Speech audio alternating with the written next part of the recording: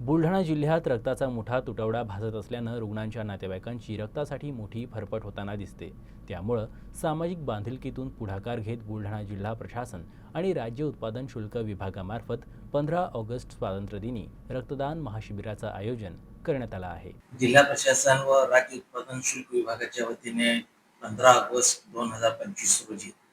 सकाळी 9:30 ते सायंकाळी 5 वाजेपर्यंत सहकार विद्यामंदिर येथे आपण विशेष रक्तदान शिबिराचा उपक्रम आपण आयोजित केलेला आहे. तर सर्व जिल्हावासियांना मी प्रशासनाच्या वतीने आमंत्रित करीत आहे व आवाहन करीत आहे की या